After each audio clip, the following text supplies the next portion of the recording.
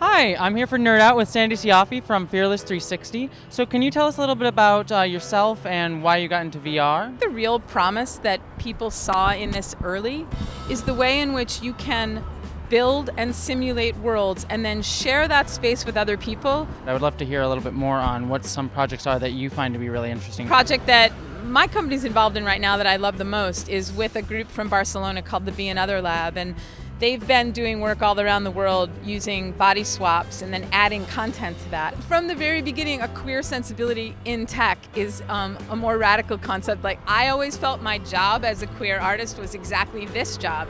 That while, of course, people will make VR for better traffic and better healthcare and games and porn, they're not making it to necessarily transcend where we need to be in our understanding of gender. That's something that I find really interesting. As a trans person, have you guys talked about gender or transgender issues within that? We worked with, in Seattle, the Lesbian and Gay Film Festival, and as part of that, we specifically brought the artists from Barcelona and we specifically did a gender swap. But in our gender swap, what we were working toward was this concept of starting out with the idea that you're not swapping bodies to experience other in a binary. Everyone's approaching it with whatever their sense of where they are or whether they even believe in a binary or a scale. Instead of the notion of I directly can now feel like you, maybe we both get more sophisticated together about a liminal space in which we could have a more healthy relationship to gender. And how do you take that and sort of enable it to create social change? Overcoming a binary world of everything becoming a commodity. And everyone in the first 2 years of VR talked about empathy, but all of a sudden it immediately became for sale.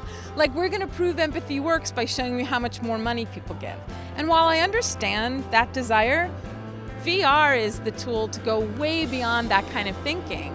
It's about using it for, instead of transactional thinking, truly transformational thinking. In 20 years from now, where do you hope to see VR being? I very much want us to have a point of view. And I want that point of view to include that anything this powerful, that we would advocate that it not be used to enhance the human flaw that would lead us toward more and more chemistry to want to shoot. No first-person shooter.